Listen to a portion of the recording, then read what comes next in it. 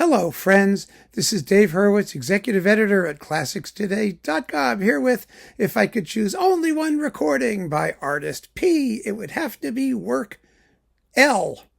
Well, let's see. Who's Artist P? Artist P is Sir GEORG Solti, or George Solti, if you want to call him that. Anyway, he made lots of recordings. Lots and lots and lots and lots of recordings. He was the Grammy champion. I have always found most of his recordings to be rather uninteresting. However, he did make a few really terrific ones. And he made one that I am just dying to shove in the evil god Cancrazan's face and say, "Here, stick this in your pipe and smoke it," because the evil god wants to destroy all of classical music except for one recording per artist, which is actually kind of a mean thing to do, but I can understand him.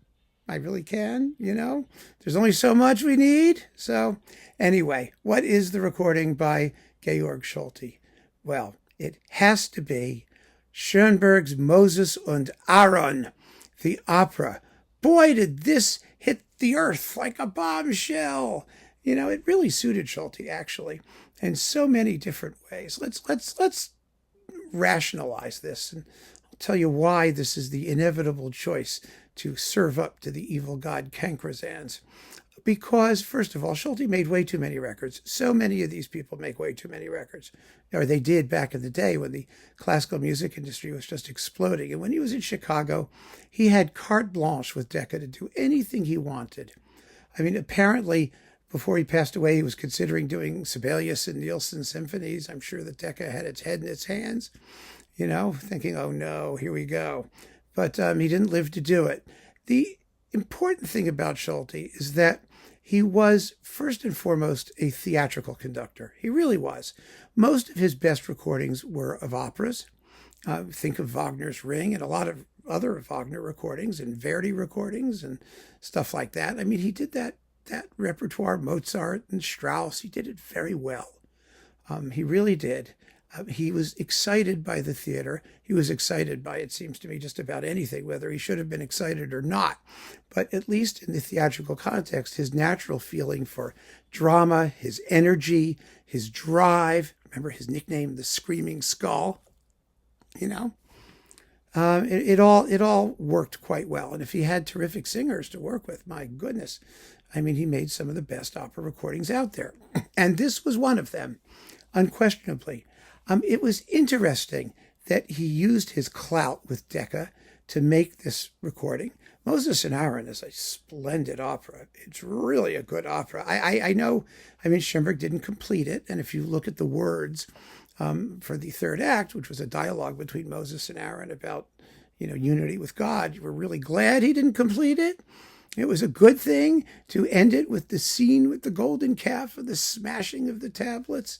That leaves us guessing, I suppose, but the rest of the conclusion never would have worked. It was sort of like the end of Puccini's Turandot. You see what the text was because it was finished, and you look at it and you just go, no, it wasn't going to work. But up until the point where he gave up, when Puccini died, Schoenberg gave up, and he died eventually too. It was just going like gangbusters. It was tremendous, absolutely tremendous. I remember vividly seeing the New York City Opera. It was one of the boldest things they ever did, was to produce it. And they sold it out. I mean, everybody showed up. I mean, in New York, people will, because it was such an unusual occurrence. It was an event, and they promoted it sensibly, and it was a wonderful production. I mean, it was terrific. And everyone loved it. Nobody left. Nobody was upset because it was 12-tone. Everyone was just thrilled. I mean, it's really exciting on stage. It was terrific. So it's a great piece. It's a great work.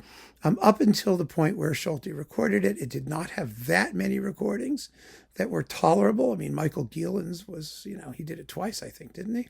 And that was okay. But essentially, to have a big name conductor, Solti did for Moses and Aron what Karajan did for the Second Viennese School repertoire that he recorded at his own expense with the Berlin Philharmonic, because it meant something to him. And it clearly meant something to Solti, something really, really serious. And he made a stunning, stunning recording. absolutely fantastic. And most of his, like I said, he was a man of the theater. He also was a big orchestral blockbuster type conductor. He was a wonderful accompanist in choral works. I mean, he did a very good St. Matthew Passion. He did excellent Haydn oratorios.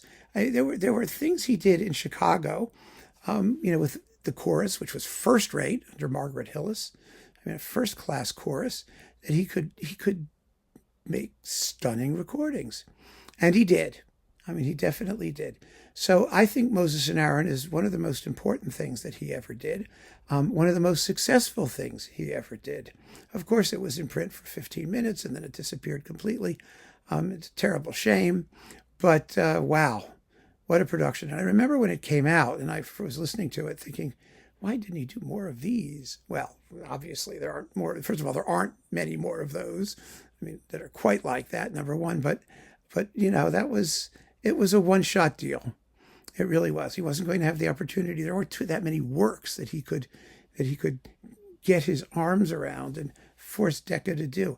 I do wonder, though, what it would have been like if he'd done the Book of the Seven Seals or some of the other big English choral works, The Dream of Gerontius and stuff like that. I mean, because he did very good Belshazzar's Feast, after all. I mean, the War Requiem, there were things that I really think he could have been splendid at if he had done them, if he had had the opportunity to make those records, those big, big pieces. He never did a Gurlieder because Decca had very fine Shai Gurlieder, but they didn't have a Solti Gurlieder. He would have done a wonderful Gurlieder.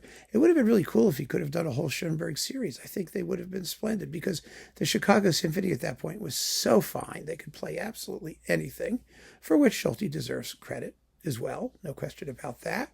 And it could have been very, very exciting.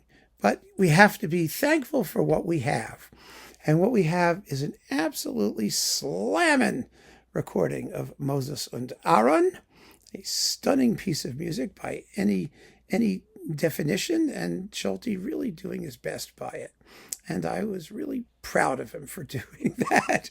I have to say, it was a labor of love. So keep on listening, friends. Thanks for joining me, and take care.